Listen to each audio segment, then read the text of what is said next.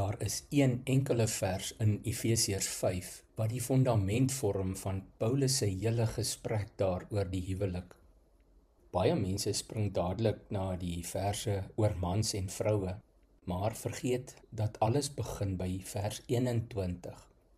Wees uit eerbied vir Christus aan mekaar onderdanig.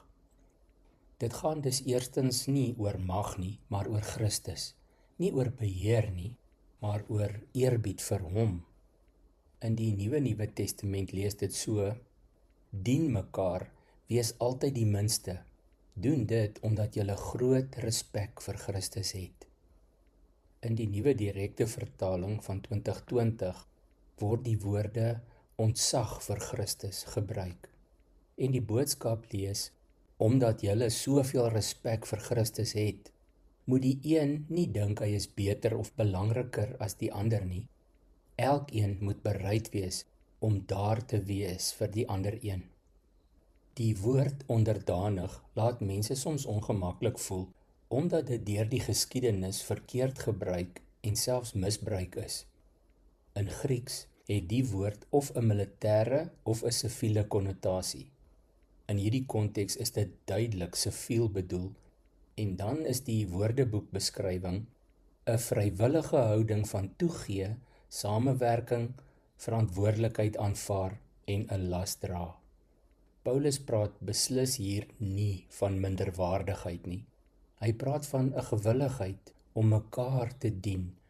Daarom is die Nuwe Testament se vertaling treffend en raak: dien mekaar, wees altyd die minste. Jesus self is die grootste voorbeeld hiervan. In Markus 10 vers 45 verwys hy na homself en sê: die seun van die mens het ook nie gekom om gedien te word nie, maar om te dien. Die koning van die heelal het die mense wie hy geskape het, se voete gewas. Hy het nie sy mag misbruik om mense te domineer nie, maar om hulle lief te hê. Wanneer Christus die middelpunt van 'n huwelik word, verander die hele atmosfeer van die verhouding. Dan vra 'n mens nie meer, hoe kry ek my sin nie, maar eerder, hoe kan ek jou dien? Dit beteken nie jy verloor jou stem of persoonlikheid nie, inteendeel, ware liefde gee ruimte vir die ander persoon om te groei. Dit geld natuurlik nie net vir die huwelik nie.